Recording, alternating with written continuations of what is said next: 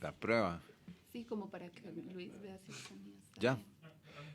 bien. Buenos días a todas y a todos que nos escuchan y nos ven y que nos van a ver más tarde. Ahí va a quedar esta transmisión, este foro que anunciamos desde el día de ayer. Esta es una iniciativa de una red que se ha conformado el año pasado para estudiar y accionar en relación a los trabajadores y las trabajadoras en plantaciones de monocultivos, de piña, pero también de banano. Y hemos venido articulándonos, tanto el CIPDE, que aquí nos acompaña Gustavo y Eva, Valeria, que también es parte del proyecto de kioscos, y Mauricio Castro, que también es de la Facultad de Derecho y ha venido trabajando este tema mediante un TCU. Entonces, la dinámica de hoy sería, bueno, además de darle la bienvenida, pues que es nuestra primera actividad, que no es de tipo de denuncia o tipo de protesta, sino ya más de nuestro ámbito de quehacer, porque finalmente es la primera actividad académica que hacemos después de estar en un conflicto laboral, pues para algunos más conocidos que para otros, con la Vicerrectoría de Acción Social. Y bueno, queremos aprovechar esta actividad para presentar un poco los hallazgos de cada uno de las partes que formamos esta red, para hacer evaluamos una rendición de cuentas y un punto de inicio con la red, ¿verdad? Entonces, para que la gente conozca un poco la dinámica que hemos tenido.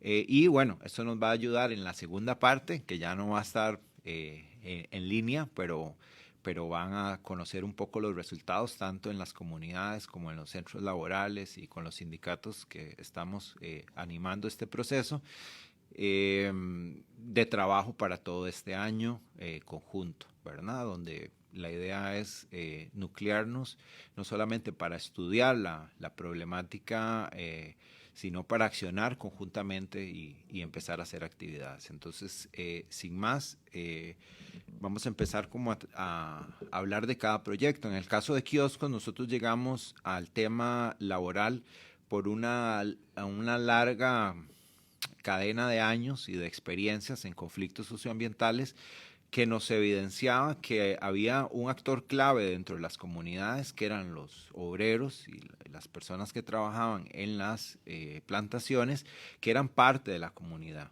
¿verdad? Entonces se creaba una especie de conflicto entre los que trabajaban en las plantaciones y las personas que denunciaban conflictos socioambientales o que estaban trabajando en conflictos socioambientales. Y en estos 11 años hemos acompañado una serie de tesis y de trabajos de investigación que nos han dado como fortaleza y nos han dado como cuerpo a este proyecto que más Valeria les va a presentar en términos específicos, porque nos dio pie a poder trabajar en términos más de unir unir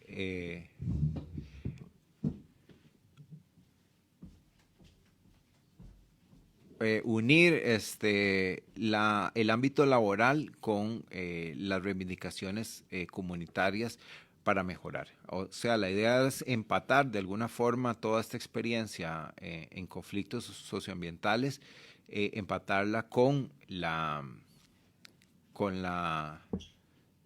empatarla un poco con aquí tenemos que volvernos un momento. Ustedes, ustedes no se vuelvan. Nosotros nos vamos a volver por ustedes. Estamos de cabeza. Estábamos de cabeza. Y bueno, parece que entonces tenemos Achicarnos. Que aglutinarnos más. Exacto.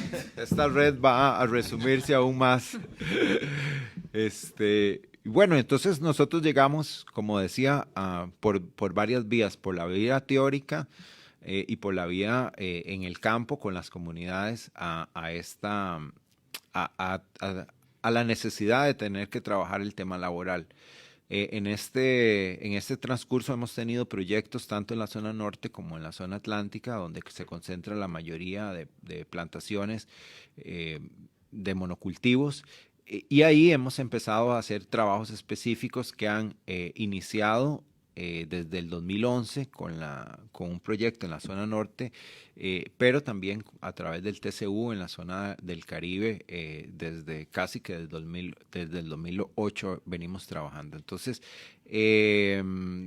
tal vez muy en detalle esa sería como la introducción. Bueno, también hemos hecho publicaciones al respecto y el trabajo específico que se ha hecho, tal vez Valeria si nos puede como contar más específicamente.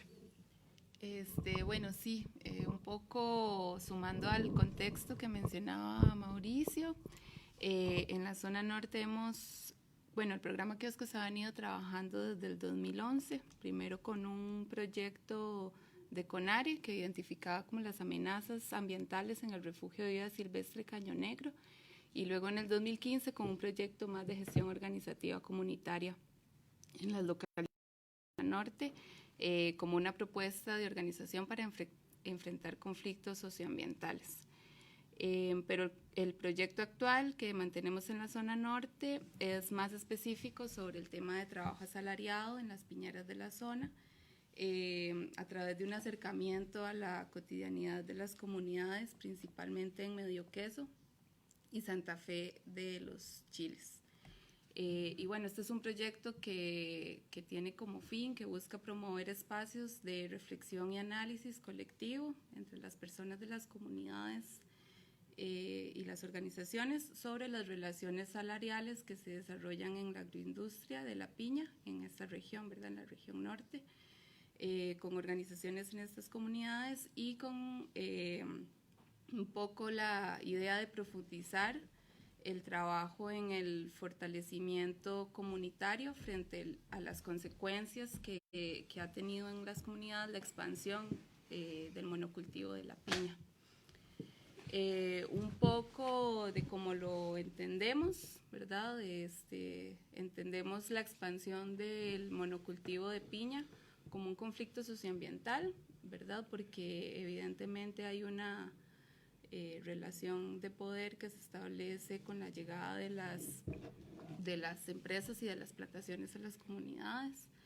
Y también partimos de la premisa de que estos conflictos y procesos de asalarización en la ruralidad costarricense comparten un mismo proceso económico e histórico, que es al final y al cabo la expansión de las relaciones capitalistas de producción a través de distintos mecanismos institucionalizados de despojo, que esto también quiere decir que hay una alianza entre el Estado y el capital también un poco para promover esta expansión que se da, ¿verdad? Y también un poco desde el proyecto se busca mostrar empíricamente los vínculos entre el cercamiento de los bienes comunes y la asalarización de las familias campesinas, que esto también implica como un proceso de multiempleo que se va generando en las familias campesinas, que esto, bueno, se viene desarrollando, más recientemente, podríamos decirlo, ¿verdad? Desde lo más metodológico tratamos de hacer un ejercicio más permanente de problematización de las realidades más concretas, más cercanas de cada una de las organizaciones comunitarias y sindicales con las que trabajamos, a través de técnicas de educación popular, sumando pedagogías críticas, ¿verdad? Y hasta ahorita hemos realizado varias entrevistas semiestructuradas, algunas historias de vida, se realizan talleres de mapeo participativo, talleres de memoria, cineforos y encuentros comunitarios que también apelan un poco a lo recreativo, como para ir tejiendo los lazos entre las comunidades y las organizaciones. Como parte del contexto de las comunidades en las que estamos, nosotros vamos principalmente a Medio Queso y a Santa Fe, en los Chiles, que estas son comunidades que se formaron a partir de procesos de colonización institucionalizada de tierras para la agricultura campesina. En Santa Fe en 1993, más o menos, y en Medio Queso entre el 2012 y el 2013, que ha sido como todas las negociaciones que se han venido dando también con el INDER, a través de, o sea, como con todo el tema de acceso a la tierra. Son actualmente comunidades que se encuentran rodeadas totalmente de monocultivos, ya sea de naranja o de piña, de cualquiera de los dos, ¿verdad? Son como los monocultivos más presentes que hay en la zona, y sí son como cercamientos totales de las comunidades. Son comunidades que se dedican a la agricultura de subsistencia principalmente, a la pequeña ganadería, bueno, la ganadería en pequeña escala más bien, o muy pequeñita escala, y a otros negocios, así como al trabajo asalariado temporal, y temporal al final como un poco por la situación misma que ponen las empresas agrícolas en la zona. Y es como importante mencionar y recalcar que las dinámicas que se dan están marcadas también por ser una zona transfronteriza y por su cercanía con la frontera norte y con Nicaragua. Y bueno, un poco lo del cercamiento que comentaba antes, hay varias empresas, las dos principales alrededor del tema de piña en esta zona es Exportaciones Norteñas, que está entre las 10 principales exportadoras de la región Huetar Norte, con más de 4.700 hectáreas, y que es una tierra que se alquila a finqueros o que se compra, y que tiene una rápida y agresiva expansión, ¿verdad? Como que se ha notado mucho en los últimos años, como todo la expansión que ha tenido en las tierras en la zona. Y también está Piñas Cultivadas, que forma parte de una empresa que antes era Maderas Cultivadas, ¿verdad? Que ha estado en la zona norte desde hace más o menos 15 años antes, que se dedicaba más al cultivo de teca, de melamina y de pagos por servicios ambientales, pero que ahora cambia un poco más su producción a la piña, ¿verdad? Porque es como un mercado más fuerte. Entonces esto un poco es lo que también va configurando el cercamiento de los bienes comunes en la zona, porque no es casual la llegada de estas, o sea, la llegada de estas empresas a las comunidades, ¿verdad? También es ni casualidad el lugar en el que se sitúan, ¿verdad? Como que sí es importante que puedan también como cercar comunidades, porque eso les garantiza el acceso a personas trabajadoras que van a estar cerca, llegar a comunidades que ya tienen los caminos hechos, ¿verdad? Que ya tienen los sistemas de agua incorporados, y que su trabajo entonces implica como nada más llegar y situarse un poco en la zona. Que en ese caso es como importante mencionar que el proceso productivo de la piña, en el proceso productivo de la piña, el trabajo manual sigue siendo prioritario, ¿verdad? En todas las partes de la producción, la mecanización ha avanzado, digamos, como con algunas máquinas, algunos tractores y esto, pero no es tan acelerada esta mecanización como en otros sectores de la economía. Entonces el trabajo manual sigue siendo fundamental para la producción de estos monocultivos, y eso, bueno, implica como todas las situaciones laborales que se derivan a partir de esto, ¿verdad? De la necesidad de que hayan trabajadores y trabajadoras en sus empresas. También pasa mucho que las empresas se extienden como en el territorio, pero no necesariamente aumenta el promedio de sus trabajadores y trabajadoras contratados, lo cual implica como una sobrecarga de trabajo para las personas que ya se encuentran trabajando en las empresas. Que hay un mejoramiento de la maquinaria, pero es sobre todo con los tractores, digamos, con medios de transporte más potentes que aceleran la producción y aceleran el proceso de de exportación, digamos, pero que no mejora las condiciones de las personas trabajadoras en las fincas. Y bueno, que las principales funciones del trabajo en las piñeras o en los monocultivos se pagan principalmente por destajo. Entonces, bueno, esto incrementa la cantidad de trabajo diario sin necesariamente llegar a un salario mínimo. Bueno, y eso es como la división dentro de las empresas. Tiene una división de trabajo que pasa por parceleros, deshijadores, la curación de las semillas, la siembra, la cosecha, que todos son mecanismos distintos, pero se va contratando tercerizadamente. Entonces, esto implica que para cada uno de los procesos de división de trabajo hay contrataciones distintas. Entonces, no genera, bueno, ningún tipo de estabilidad ni de derechos laborales, aparte de que hay una persecución sindical en los sindicatos, bueno, que ya conocemos, que se encuentran en la zona, y que es muy usual que haya persecución a los trabajadores y trabajadoras que se suman a los procesos de sindicalización en busca de mejores condiciones laborales. Luego hay mecanismos de desplazamiento hacia, ¿verdad?, por la misma ubicación en la zona que tienen estas empresas, estas plantaciones. Hay mecanismos de desplazamiento de las personas trabajadoras que se identifican usualmente dos, que es las personas que alquilan en el lugar de manera temporal y que se movilizan a Nicaragua o a la frontera los fines de semana o una vez al mes.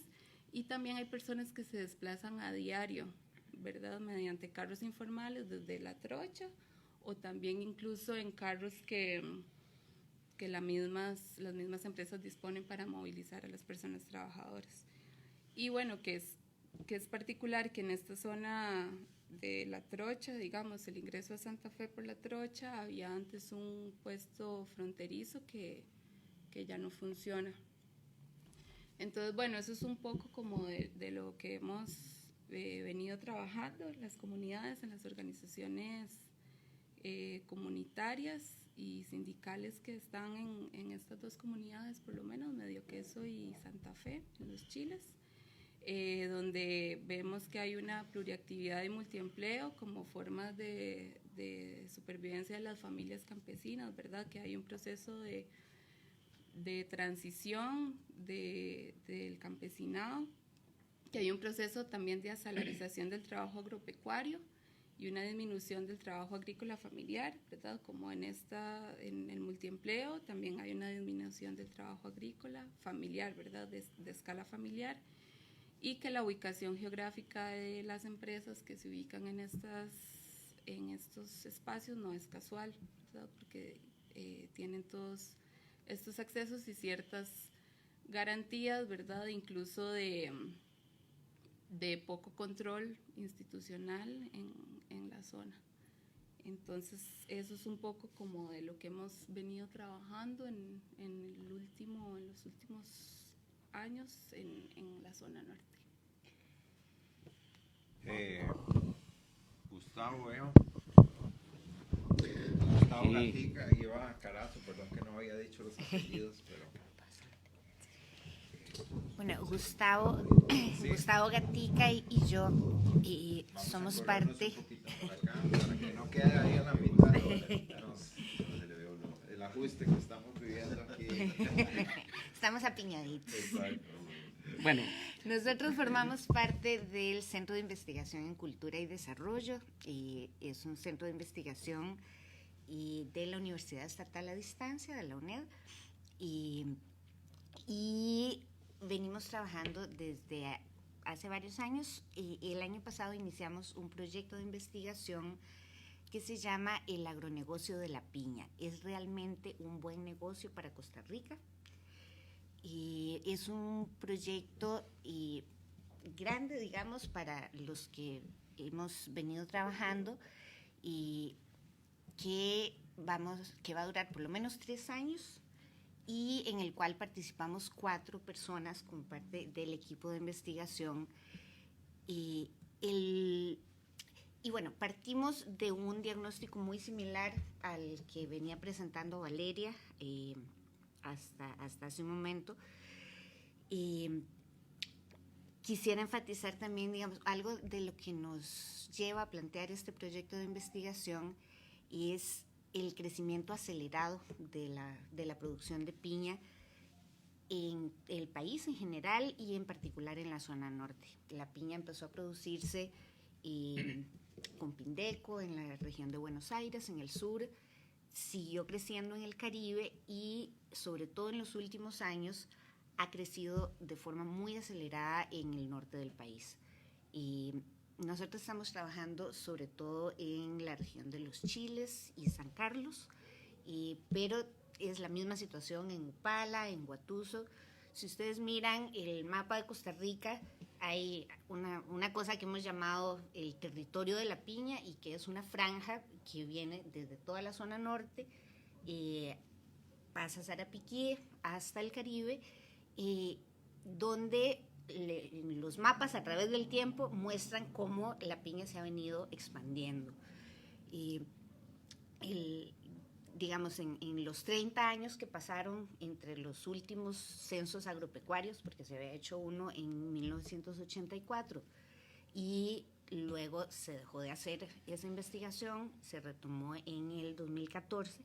En esos 30 años, la extensión sembrada de piña creció casi 1.500% en el país, y además hay una buena cantidad de piña que está, digamos, irregular en zonas que son áreas protegidas, humedales, que no cuenta con permisos de SETENA, de las municipalidades, que no ha seguido todos los procedimientos que tienen que llevarse a cabo para este tipo de producción.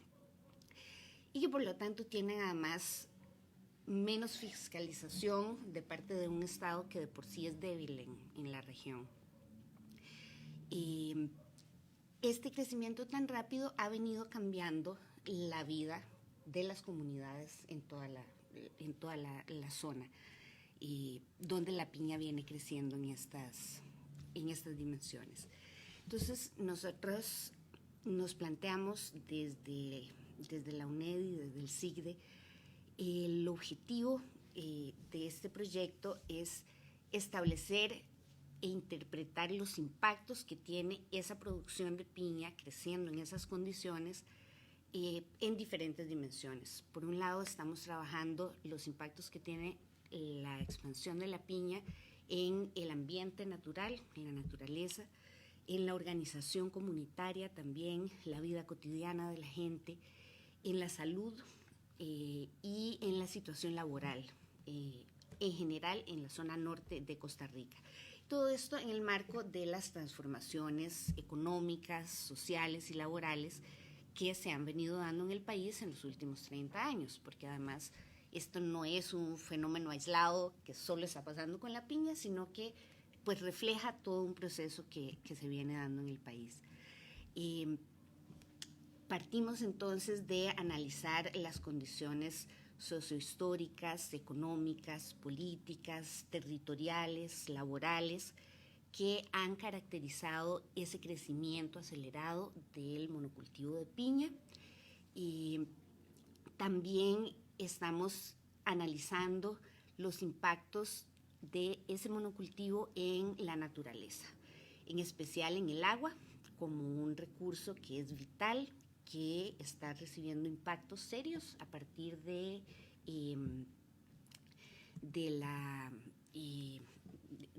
esta forma de producción. Aquí quisiera enfatizar que es que además la producción bajo monocultivo tiene características específicas. Se vuelve más rentable, por ejemplo, cuando se cuenta con superficies homogéneas en las que se puede tirar un tractor, se puede fumigar el mismo cultivo en una gran extensión. Todo eso ayuda a bajar costos. bueno, se puede además explotar a la gente que está trabajando ahí. Sobre eso Gustavo va a profundizar un poquito ahora. Pero, digamos, el monocultivo es una forma de producción problemática en sí misma que tiene consecuencias en diferentes dimensiones.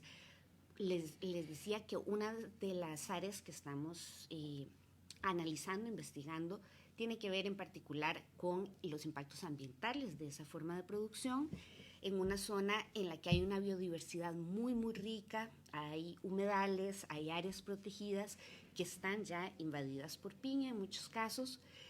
Y en el caso de la piña hablamos de un monocultivo que usa agrotóxicos de forma intensiva y que provoca degradación de suelos, del aire, se está generando deforestación, pérdida de biodiversidad, cambios radicales en el paisaje, lo que se mira y las posibilidades de las que tenía la gente de ir a un río, de ir a una caminata, de practicar la agricultura.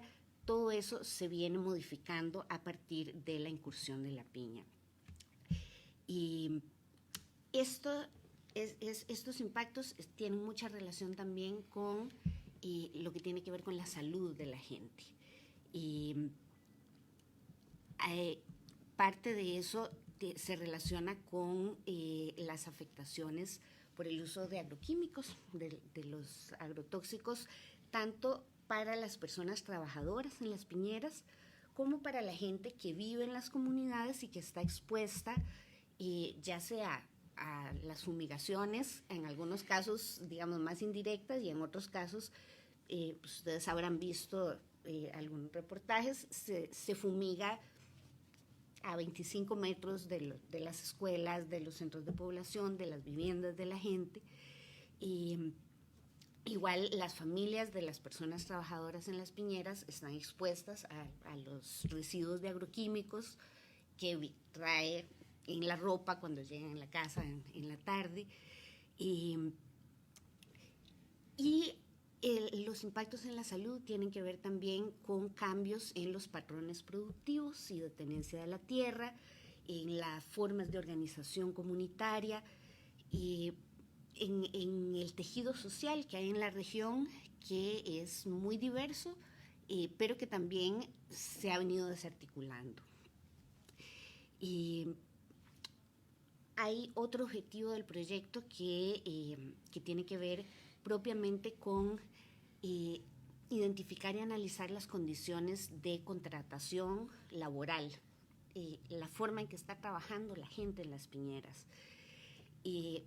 Antes de pasarle el micrófono a Gustavo para que pueda ampliar alrededor de ese tema, que además es el eje que él profundiza y lidera en nuestro equipo de investigación, y quería comentarles también un último objetivo específico que nos planteamos y que tiene que ver con, digamos, apoyar alternativas que sean viables técnicamente, que sean sustentables en términos ambientales y que sean éticamente deseables también. Y queremos identificar que si bien está esta planadora de la expansión piñera en la región, eso no significa que hayan desaparecido otras formas de producción y otras formas de convivencia que se siguen dando en la zona. La gente, a pesar de la situación que están enfrentando, sigue produciendo comida, en muchos casos, sigue generando estrategias de resistencia, de formas de vida diferentes. Hay como un sentido común también que ha ido creciendo, y que es que, bueno, la piña es la principal fuente de trabajo y ¿qué hacemos si se van las piñeras? Bueno, como parte de nuestro proyecto de investigación queremos también demostrar, visibilizar que hay otras opciones, que hay otras posibilidades. Y bueno, en esa lógica venimos trabajando, por ejemplo, con varias familias de un asentamiento campesino que se llama La Virgen, que están realizando una vez al mes una pequeñita feria del agricultor, una feria agrícola y cultural que se llama El Cornizuelo.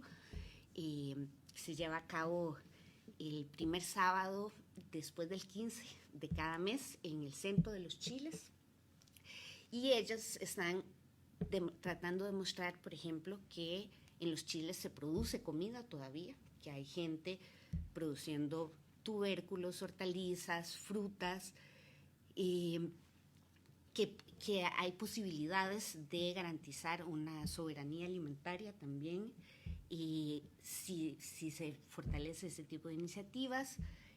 Estamos igual trabajando con la familia Castro Paniagua, que está impulsando un proyecto de conservación y de ecoturismo, apoyando procesos de agroecología y bueno, visibilizando las alternativas y las formas de organización comunitaria, pues porque esta investigación la desarrollamos a la par de las asadas, de las formas de organización local que se están dando en la zona, y que están trabajando también en cambiar esta situación que se está enfrentando por allá. Uno de los ejes más fuertes al que le hemos dedicado muchísimo esfuerzo desde el año pasado que iniciamos el proyecto tiene que ver con las condiciones laborales, que es una situación dramática, de verdad, es muy seria, y pues les dejo con Gustavo que nos pueda contar un poco más el trabajo que venimos haciendo en ese eje y desde el cual nos vinculamos en esta alianza con kioscos y con la Facultad de Derecho, con el Observatorio y el TCU. Bien, saludos amigos y amigas que nos están viendo en vivo, pero también a las personas que nos verán más tarde, el día de hoy o en otro momento. Yo creo que es muy importante y la verdad es que me agrada muchísimo compartir este espacio, esta mesa con Mauricio Castro, Mauricio Álvarez, Valeria, Eva,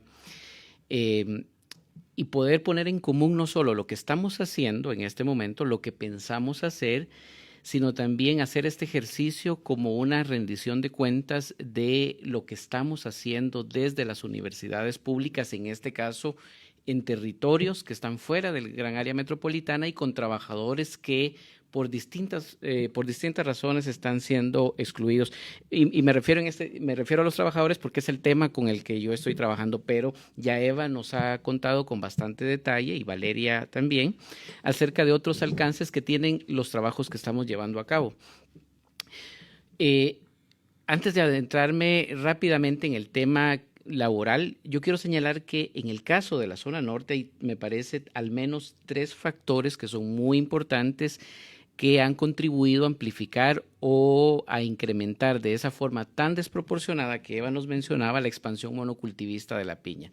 En primer lugar, en la zona norte hay una amplia disponibilidad de tierras, y son tierras que tienen unas características que le hacen muy favorables al cultivo de la piña. Entonces, un primer factor que yo creo que es importante señalar es que hay una gran disponibilidad de tierra. Segundo, en la zona norte, en algunos cantones de la zona norte, especialmente en los cantones fronterizos, en los últimos años, y los datos nos confirman bastante bien esto, ha habido problemas para generar empleo. Entonces, el tema de la disponibilidad de empleo y del desempleo en la zona, para plantearlo más claramente, ha sido una característica de estos territorios y de otros en el país, pero me estoy poniendo atención y fijando la mirada en la zona norte. Y en tercer lugar, hay una importante disponibilidad de fuerza de trabajo, de mano de obra local y principalmente extranjera por la cercanía con Nicaragua, que hace propicio que los empresarios dispongan de abundante mano de obra, de trabajadores y trabajadoras mujeres también, porque hay trabajadoras en piña que tienen disponibilidad de trabajar. Y esto, digamos, crea las condiciones, o una de las condiciones de fondo para que se haga posible la explotación de las y los trabajadores. Nada más como ejemplo, ya Eva lo comentaba, Valeria también, hay abundante mano de obra inmigrante. Dentro de las indagaciones que nosotros hemos hecho a lo largo del año pasado, estimamos que en algunas fincas de la zona norte la proporción o la relación de trabajadores migrantes con respecto de trabajadores locales es de 8 de cada 10 personas que están trabajando en algunas fincas, en varias fincas de la zona norte, son trabajadores inmigrantes.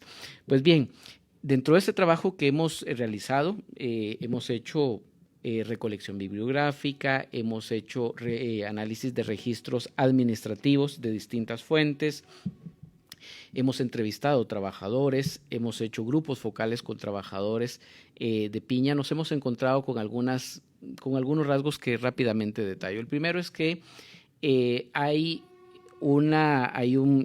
a partir de lo que nos dicen los trabajadores, hay una sistemática violación a los derechos laborales, tanto individuales como colectivos. Ya no me detendré en esto, pero entre otras cosas, por ejemplo, hay un desestímulo y una persecución a la actividad sindical dentro del ámbito de los derechos laborales colectivos, dentro de los incumplimientos a la legislación laboral en materia de derechos laborales individuales. Hay frecuentemente incumplimiento a los contratos de trabajo, no pago de salarios mínimos, no aseguramiento social, no pago de horas extras, y hay una importantísima presencia de contratistas o intermediarios que se están quedando con las ganancias, están robándole a los y las trabajadoras. En ese sentido es indignante, hay que decirlo así, que al día de hoy intermediarios o contratistas en la zona norte y seguramente también en otros lugares del país estén pagando 3,000 colones al día por una jornada de trabajo que inicia a las 6 de la mañana y termina a las 4 de la tarde. Esto es inaceptable. Y esto acá también observamos a partir de la investigación que estamos haciendo que hay distintos niveles de vulnerabilidad de los trabajadores. No es el mismo tratamiento y no es las mismas condiciones salariales a las que les ofrecen a los trabajadores nacionales o a los trabajadores migrantes que tienen cédula de residencia frente a aquellos que están de manera irregular o aquellos que se desplazan, como Valeria lo mencionaba, día a día o durante la semana. Y les cuento, hace 3 semanas recibimos una comunicación de un trabajador organizado de la finca Agromonte que nos mencionó, que nos informó que se encontró una cuadrilla de trabajadores cubanos en una finca que estaban siendo explotados por un contratista y eran personas cubanas que iban en tránsito a Estados Unidos, tuvieron que quedarse un tiempo acá y los estaban explotando laboralmente. ¿En qué avanzamos el año pasado? Avanzamos en el tema laboral en varias cosas que nos parecen importantes. Primero, les cuento que el hecho de pertenecer a una universidad pública no necesariamente le abre a uno todas las puertas de manera inmediata. Entonces, una de las cosas que hicimos y que nos llevó un tiempo fue un proceso de construcción de confianza con las y los trabajadores. Y eso fue un proceso que nos llevó varios meses, que implicó de forma transparente con los trabajadores contarles, explicarles qué es lo que estábamos haciendo. Fuimos bastante claros de que nuestro proceso de investigación no implicaba solo la captura, la recuperación, la sistematización de información y de datos, sino nos interesaba también y nos interesa y nos interesará acompañar los procesos, las luchas, las denuncias y todas las luchas en las que los y los trabajadores de piña están involucrados, al menos en las comunidades y en la zona en la que nosotros estamos trabajando. Pero eso lo estamos haciendo, si bien fue un proceso que iniciamos desde el Centro de Investigación en Cultura y Desarrollo SIC, desde la Universidad Estatal a Distancia, también lo hemos hecho con otros actores. Por ejemplo, durante el año pasado fue muy importante el trabajo y la coordinación que tuvimos con el Servicio Jesuita para Migrantes. Tuvimos una estrecha colaboración con el Servicio Jesuita, pero también con la Unión Nacional de Trabajadores, y hemos participado de algunas de sus actividades y ellos han participado activamente también de las actividades que hemos llevado a cabo. Durante el primer semestre acompañamos 3 denuncias ante el Ministerio de Trabajo y dimos seguimiento a casos específicos que estaban presentando, sobre todo en sede administrativa. se participó por invitación del Ministerio de Trabajo en una mega inspección que se hizo en fincas piñeras de la zona norte junto al Ministerio de Trabajo, junto a la Dirección General de Migración y Extranjería, junto a la Caja Costarricense del Seguro Social, junto al Instituto Nacional de Seguros, junto al Patronato Nacional de la Infancia y al Ministerio de Salud, entre otros. Durante el primer semestre del año pasado, uno de los temas que los trabajadores nos señalaban con insistencia era reforzar el conocimiento de los derechos laborales. Entonces, de manera conjunta con el Servicio Jesuita para Migrantes y la Unión Nacional de Trabajadores, en la sede de la Universidad Estatal a Distancia, que se ubica en Pavón, que es el Centro Universitario de los Chiles, llevamos a cabo un curso de Derecho Laboral que duró 5 meses. Esa fue una acción que hicimos, un trabajo que hicimos con los trabajadores. También, junto a ellos, hemos hecho una sistematización de los procesos de producción de piña en campo. Como lo señaló Valeria hace un momento, las labores de piña, el trabajo en piña no está totalmente mecanizado. Hay muchas labores que son manuales. Entonces, junto con los trabajadores hicimos una sistematización de todos esos procesos que forman parte de una estructura más grande y que nos ayudarán este año a establecer toda la cadena de valor de la producción de piña. Y eso lo hicimos también junto a un trabajo académico de sistematización bibliográfica. Todo ese análisis se va a plasmar y es lo que viene en distintas acciones. Pero dentro de esa revisión bibliográfica y también del levantamiento de información que hicimos, nos dimos cuenta y nos ha permitido problematizar algunos de los discursos prevalecientes en la zona norte, pero también que pueden amplificarse a otros lugares del país acerca de cuál es el impacto que está teniendo la expansión monocultivista de la piña o de otros productos en territorios como la zona norte.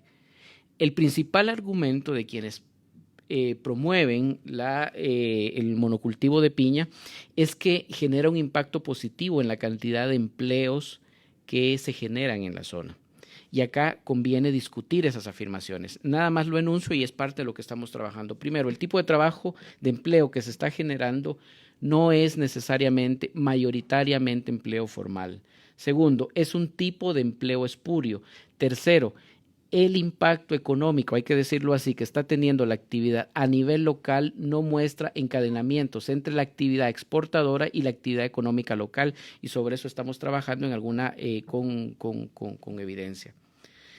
En perspectiva, hay que decir, para avanzar, para lo que pensamos avanzar durante este año, nos hemos planteado, en principio, fortalecer este espacio de trabajo de coordinación, esta plataforma conjunta de trabajo entre las universidades públicas y ojalá otros actores. Es importante que nosotros rindamos cuentas de lo que estamos haciendo y este me parece es un muy buen primer paso. En ese sentido, entonces, vamos a articular con el Observatorio de Derechos Laborales de la Facultad de Derecho de la Universidad de Costa Rica y con kioscos ambientales, con el cual nos solidarizamos en este momento en ese sistemático y violento proceso de persecución que están experimentando. Queremos también, les comentamos, elaborar junto al Servicio Jesuita para Migrantes y los trabajadores una propuesta para la recalificación salarial de las personas que están trabajando en fincas piñeras. Queremos avanzar en la sistematización de información sobre el aseguramiento social de las personas que están trabajando en labores en producción de piña. Queremos iniciar y consolidar un trabajo con mujeres también que están trabajando en fincas piñeras. No están trabajando solo hombres, si bien mayoritariamente trabajan hombres, también hay mujeres. Queremos seguir acompañando y dar seguimiento a las denuncias en el Ministerio de Trabajo y en las instancias correspondientes. En términos del trabajo académico también vamos a llevar a cabo una encuesta a partir de una muestra que definimos con 381 hogares en donde hay que tienen como característica principal que tienen familiares trabajando en fincas piñeras. Y finalmente, en términos académicos también hay que decir que vamos a elaborar los correspondientes informes de investigación y artículos académicos que se publicarán, esperamos, en revistas académicas y especializadas. De nuestra parte nos sentimos, ya les digo, compañeros, amigos y amigas que nos ven, muy complacidos por este espacio y queremos apostarle a este bloque de trabajo conjunto. tenemos que corrernos otro poquito para que salga Mauricio. Entonces, porque estaba ahí como en el filo. No alcanzó el presupuesto para bueno, muy buenos días a todas las personas que nos escuchan y nos ven, y a los compañeros y compañeras que representan los diferentes programas y proyectos y centros en este proceso. Quiero decir que, bueno, para mí es una gran alegría volver a trabajar tanto con Gustavo, con quien trabajamos hace muchos años, cuando estaba en otros lugares, igual con Eva, y bueno, particularmente para mí es muy relevante, muy especial trabajar por primera vez con un programa tan connotado, de tanta trayectoria, tan sólido, tan serio como el de kioscos ambientales, ¿verdad? Valga decir que también nosotros nos solidarizamos con la situación que están transitando, y yo deseo pensar que esta universidad va a resolver adecuadamente, negociando con ustedes una salida razonable que les permita seguir funcionando tan bien como lo han hecho, lo han venido haciendo en el pasado. Bueno, yo me acerco a este proceso desde dos proyectos que coordino. Uno es un trabajo comunal universitario y otro es un proyecto de investigación. Ambos tienen, digamos, el foco en un problema base, que es el cumplimiento de derechos laborales y cómo funcionan las relaciones laborales. Por relaciones laborales entendemos no la relación laboral entre un individuo, una persona trabajadora y su patrono, porque ahí no hay relación laboral, hay solo un contrato de trabajo, sino las relaciones laborales colectivas, cuando las personas trabajadoras se organizan formal, informalmente y tratan de establecer algún tipo de relación con su empleador. Bueno, ¿qué pasa ahí? Nosotros tenemos mucha estadística sobre sindicatos, solidaristas, convenciones, comités permanentes, huelgas, días de huelga y demás, pero en realidad sabemos muy poco como país de cuál es la dinámica, qué es lo que pasa, por qué son los problemas, cómo se resuelven, cómo actúan los actores, cuáles son las rutas que utilizan, etcétera, etcétera, ¿verdad? Entonces, frente a eso, levantamos primero un proyecto de investigación que se llama Relaciones Laborales, Organización del Trabajo y Cadenas de Valor, que lo que trata de hacer es, desde el Instituto de Investigaciones Jurídicas, hacer una serie de investigaciones y profundizar una serie de líneas de investigación relacionado con estos temas, las relaciones laborales y el cumplimiento de derechos laborales.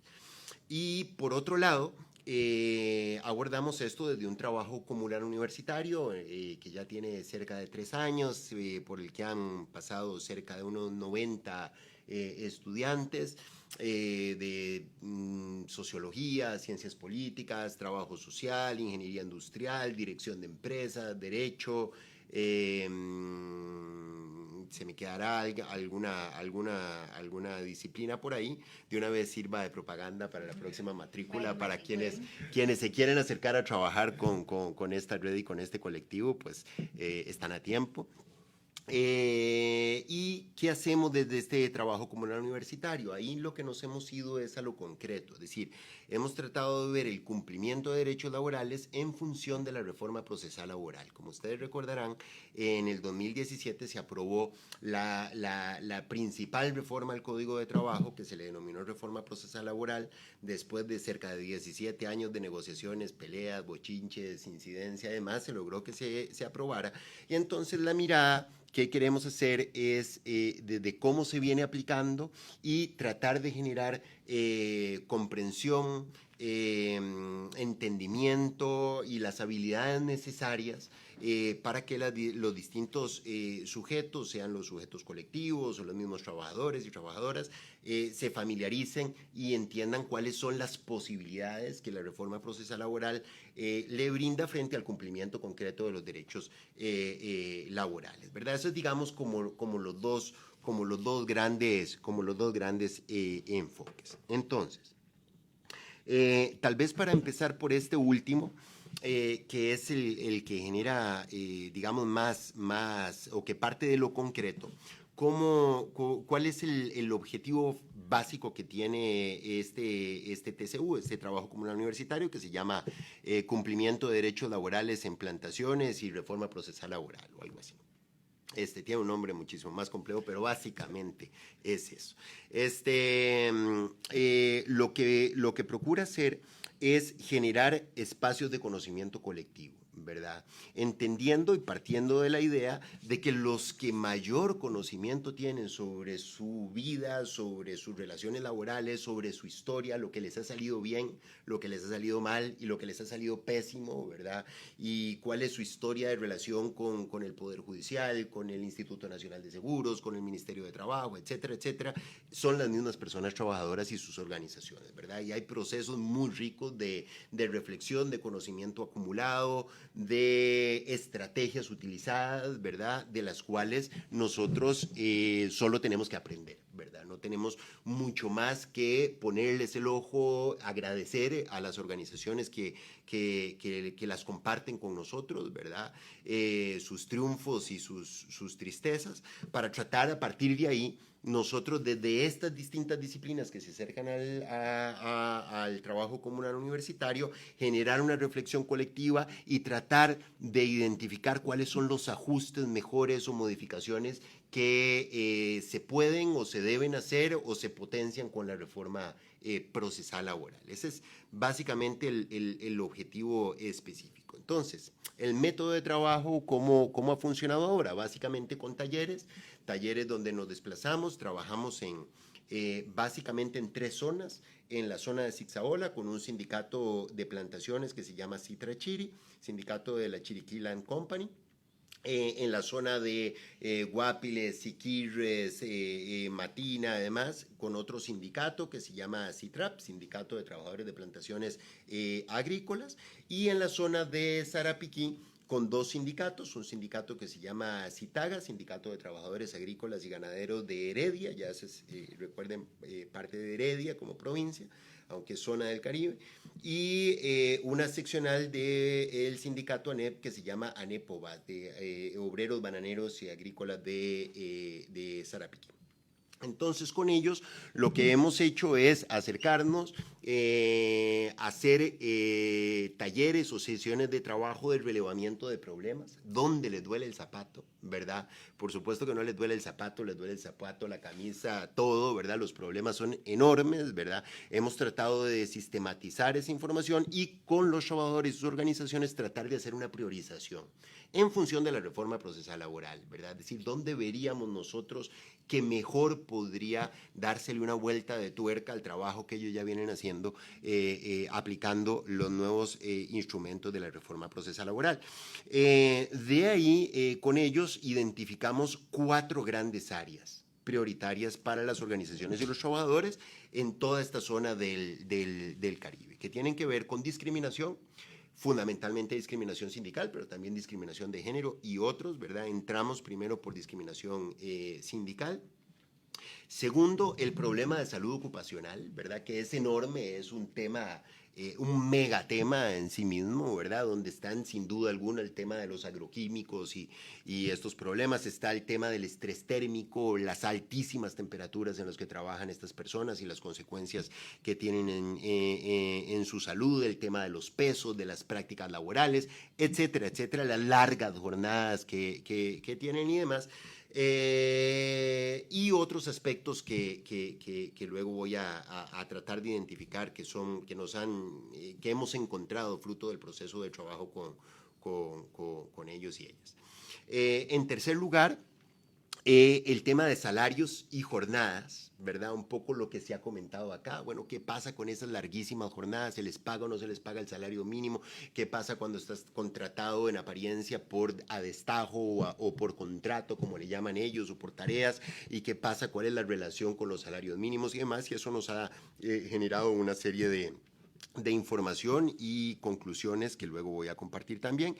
El tema de la negociación colectiva, Por naturaleza, la organización colectiva quiere cambiar sus condiciones de vida, sus condiciones sociales, sus condiciones de empleo, de trabajo y demás, y el instrumento fundamental en el ámbito de las relaciones laborales es la negociación colectiva. Bueno, ¿qué está pasando ahí? ¿Cuáles son las limitaciones? ¿Cuáles son las posibilidades y demás?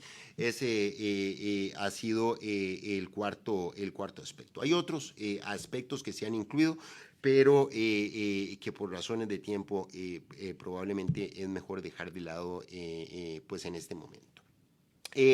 A partir de toda esa información y de esa priorización, entonces volvemos al laboratorio, ¿verdad? Al trabajo con los chicos y las chicas acá de la universidad, a reflexionar, ¿verdad?, sobre lo que nos encontramos ahí. Siempre hay esto pasará en todos nuestros proyectos, un proceso muy removedor para las personas, para todas las personas, que hay que atender, hay que darle un lugar a eso, porque claro, son realidades muy duras, muchas veces no conocidas, desde la ciudad universitaria Rodrigo Facio, de la sede central de la UNED o donde sea, pero a partir de eso, bueno, es donde viene cómo ponemos el conocimiento, las habilidades, los conocimientos, las perspectivas que tenemos desde el punto de vista de la Universidad de Costa Rica en atención o en función de esos problemas. Lo que nos interesa son los problemas identificados, ¿verdad? Y a partir de eso, cómo identificamos herramientas y desarrollamos instrumentos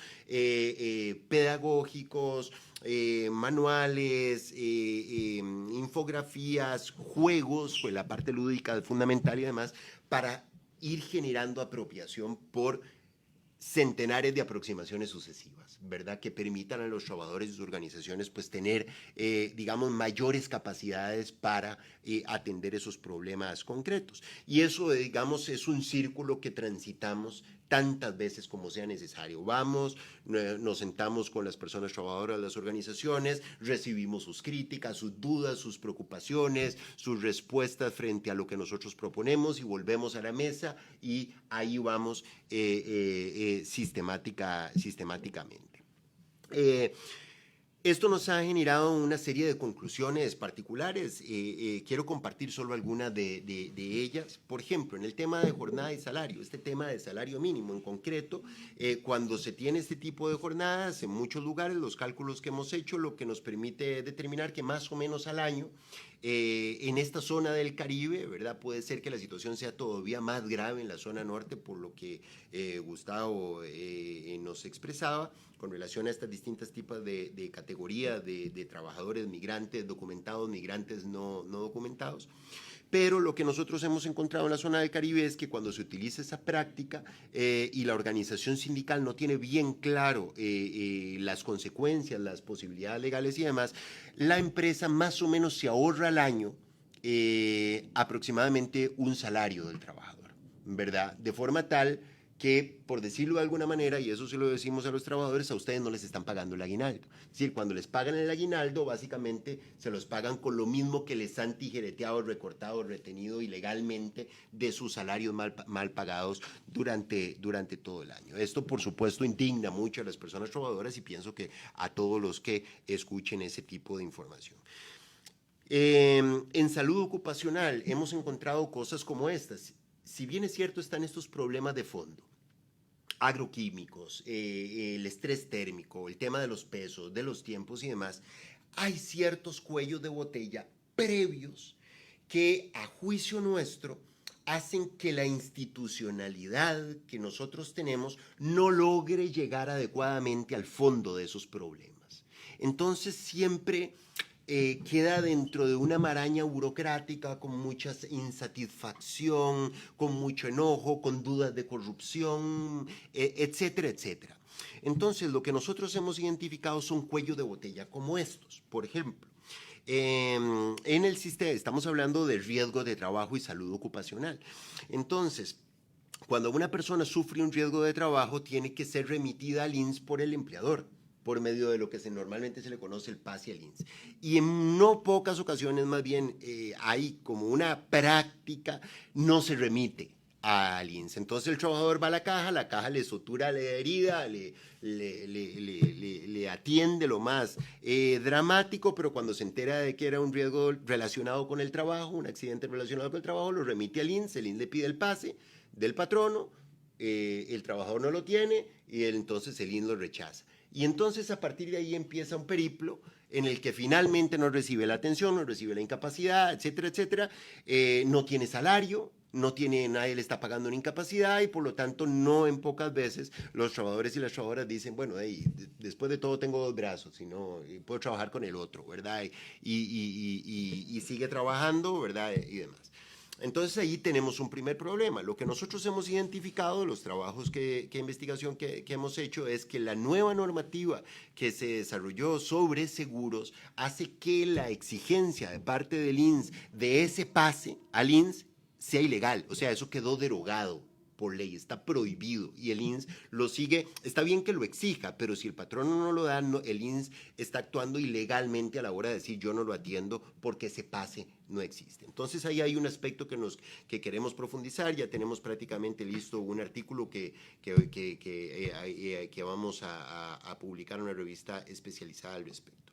Segundo, se pregunta uno, ¿por qué suceden esas cosas? ¿Verdad? Uno, disculpen la crudeza de esto, pero a mí normalmente me gusta ponerlo así. Cuando estamos hablando del seguro de riesgos de trabajo, el patrono, si tiene al trabajador asegurado, digamos, no los que están en informalidad además, pero si tiene el trabajador asegurado, ya pagó todo.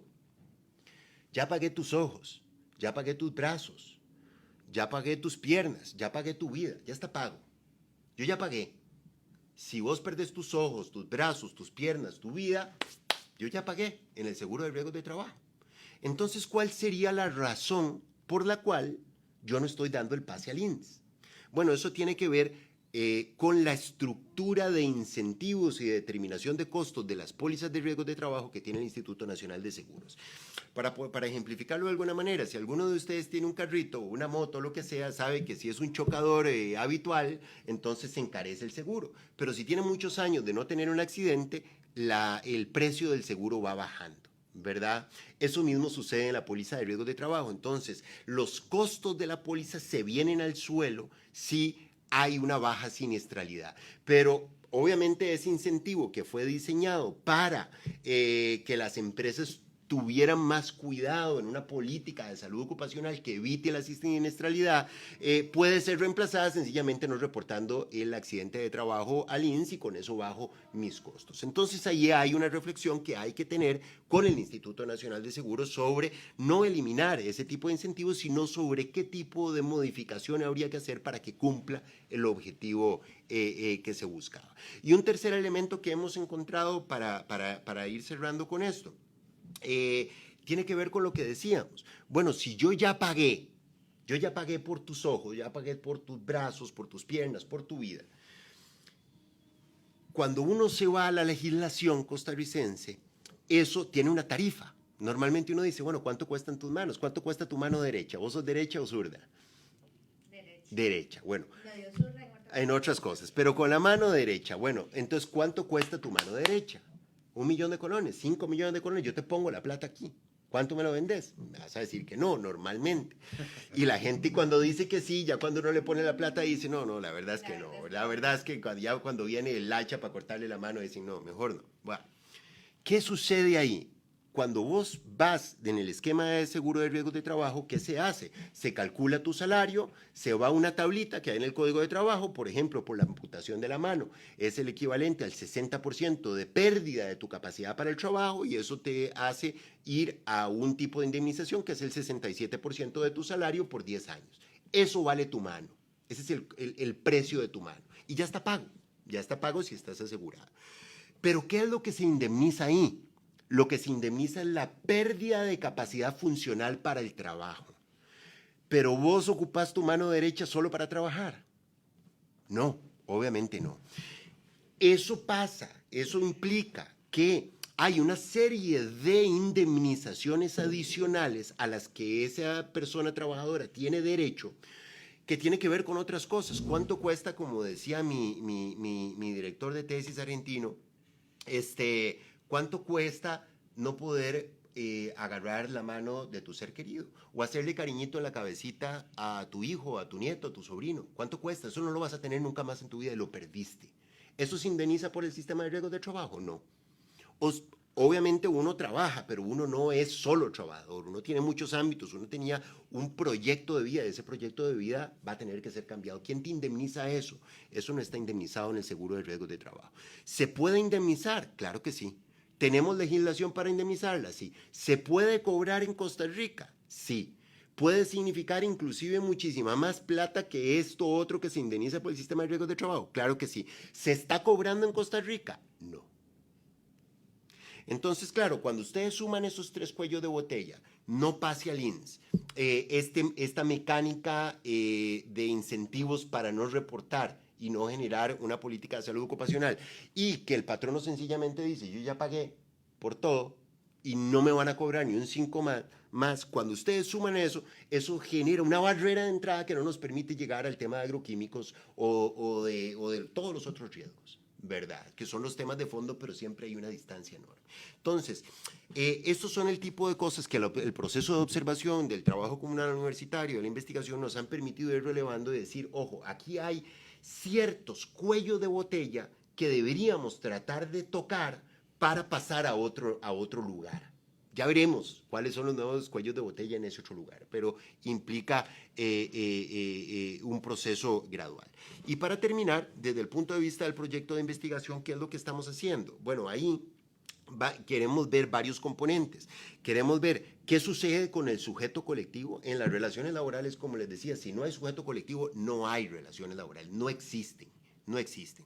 Entonces, ¿cuáles son los sujetos colectivos y qué está pasando ahí? Para eso nosotros suscribimos como universidad un acuerdo con el Poder Judicial que estamos ejecutando por medio de la defensa pública laboral que se creó en la reforma procesal laboral para tratar de sistematizar en una base de datos todos los procesos judiciales, su funcionamiento y las sentencias que en materia de discriminación y violación de fueros, de todo tipo de fueros, pero sobre todo de fueros sindicales, ha venido sucediendo desde la vigencia de la reforma procesal laboral. Eso nos va a dar un proxy adecuado para saber qué está pasando, cuál es la relación que hay cuando existe un sujeto colectivo, etcétera, etcétera, etcétera.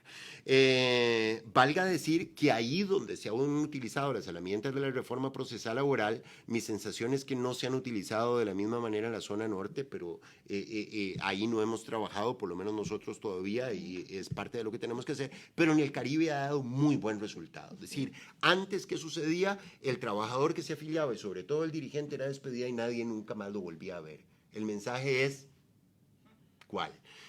Ahora, con la reforma procesal laboral, cuando se ha utilizado en cosa de semanas o en un par de meses, ese mismo trabajador, ese mismo dirigente vuelve a entrar por la puerta de la finca bananera a seguir estando afiliado o a seguir haciendo trabajo sindical. Entonces el mensaje es muy distinto, ¿verdad? Y número 2, estamos firmando un convenio, lo estamos negociando todavía con el Ministerio de Trabajo, que es por donde se canalizan normalmente de primera mano los conflictos laborales vía conciliaciones, negociaciones, etcétera, que va en la misma dirección, en montar una base de datos que nos permita saber qué, cómo, cuándo, cómo ha funcionado, etcétera, y por qué. Y finalmente, y con esto cierro, le juntamos a todo esto la cadena de valor, que es un tema central, como decían ustedes, y como bien se planteaba en la observación que ustedes desde el CICDE han hecho. ¿Qué es lo que sucede? Que Costa Rica todavía ni siquiera ha colocado en la agenda pública lo que en otros países ya se colocó en la agenda pública, ya se normó. Es decir, estamos tratando de ni siquiera estamos tratando de inventar el agua tibia porque ni siquiera hemos visto el problema, que es que aquí lo que nosotros tenemos es una cadena de valor, por decirlo de alguna manera, desde el momento en que se siembra la piña hasta que el europeo o el gringo bota la corona allá, o igual con el banano. ¿Qué pasa en todo ese proceso? Y ahí intervienen una serie de entidades privadas y públicas en toda esa cadena de valor. Bueno, pues hay una serie de normas y procesos, mecanismos que se han creado en otros países para articular responsabilidades en todo ese proceso de cadena de valor. Y que no suceda como sucede ahora. Sucede tanto en el sector público como en el sector privado. En el sector público normalmente cuando se bajan presupuestos y demás, cosa que no pasa en Costa Rica, pero bueno, cuando se bajan presupuestos de las instituciones públicas, ¿qué es lo que se refuerza? La subcontratación privada. ¿Por qué? Porque en el fondo yo lo que digo, como entidad pública, subcontrato a esta entidad privada que me sale más barata, pero ¿por qué me sale más barato? No quiero saber. no quiero saber, ¿verdad? Probablemente porque no pagan salarios mínimos, porque respetan derechos laborales, no tienen las personas aseguradas y demás. Y eso sin duda alguna sucede también en las cadenas de valor en el sector privado, cuando para bajar costos como estrategia yo subcontrato legal o ilegalmente, a veces como una mampara o a veces legalmente, a otros para que sean esos otros los que carguen con sus responsabilidades laborales y yo no cargar con eso. Bueno, ya hay formas, ya hay procedimientos, ya hay mecanismos, ya hay legislación comparada que nosotros deberíamos mirar y que nos ayuden a colocar en la agenda pública este problema. Si este tema no está en la agenda pública, no existe. No existe. Y yo desearía pensar que en el esfuerzo que estamos empezando conjuntamente lo logremos hacer. Recordemos, y con esto termino, que en buena medida lo que nos ha permitido, por lo menos desde el punto de vista nuestro, articularnos a esto, es haber obtenido, haber concursado junto con el CIDE, junto con Kioscos y este proyecto de investigación y este TCU por fondos concursables aquí mismo dentro de la universidad y se nos dotaron algunos poquitos recursos para poder extender este trabajo que hemos venido haciendo en la zona del Caribe a la zona norte. Y entonces ahí, pues la idea es obviamente no empezar de cero, sino sumarnos al conocimiento de los actores locales, ¿verdad? Ya tenemos contactados al menos 4 sindicatos con los que podríamos trabajar, además de UNT, Citracep, y otros 2 sindicatos que en este momento, cuyo nombre en este momento de manera injusta se me están olvidando. Bueno, uno es una seccional de la NEP en la zona sur y el otro, si mal no recuerdo, se llama Citrapem. Disculpen los compañeros si me escuchan y digo mal la sigla.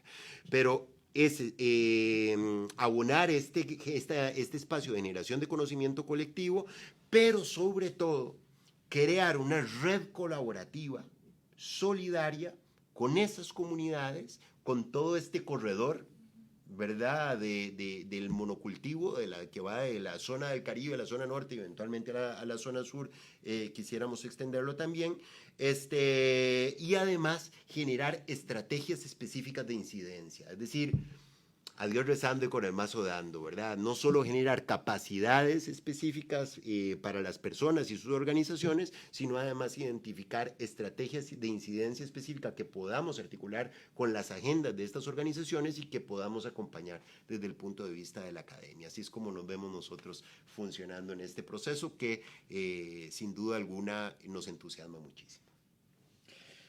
Bueno, muchas gracias. En realidad por ahí se nos ha unido Carmen Camaño, Tania Rodríguez, por ahí estuvo Lili Monge también mandando saludos, que estaba desde Guapiles, allá viendo la transmisión. Bueno, hay algunos mensajes por ahí que vamos a contestar, ¿verdad? Un estudiante del TCU haciéndonos barra. Creo que ya vimos una pincelada de lo que hemos hecho.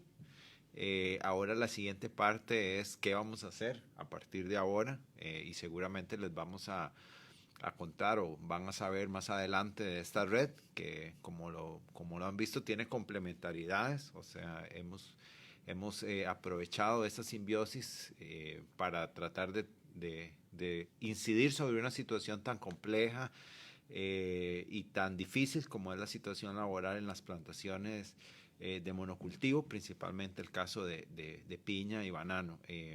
Les damos las gracias también por solidarizarse con nosotros. A veces es más fácil luchar a favor de otros, ¿verdad? Organizar y trabajar desde la universidad a favor de otros y a veces nos cuesta más trabajar para nosotros mismos. En este caso también esta red ha sido una escuela y un soporte para nuestro problema particular laboral y político, finalmente, que no es tanto un problema de salarios o un problema de presupuesto, sino un problema claramente político-académico, el cual estamos como viviendo. Y bueno, la solidaridad de ustedes es vital, y también de los que nos escuchan. Por ahí hay varias iniciativas que estamos tratando de conjuntar entre nosotros como red. Les agradecemos por su atención y vamos a la parte más interesante, que es fuera del Facebook Live, no solamente a empatar ahora nuestras agendas y nuestras posiciones, que pueden ser desde utópicas hasta muy pragmáticas, ponerlas a trabajar en lo que queda del año. Entonces les agradecemos por su sintonía, por vernos en cualquier momento, y por ahí va a quedar esa grabación. Entonces, hasta entonces.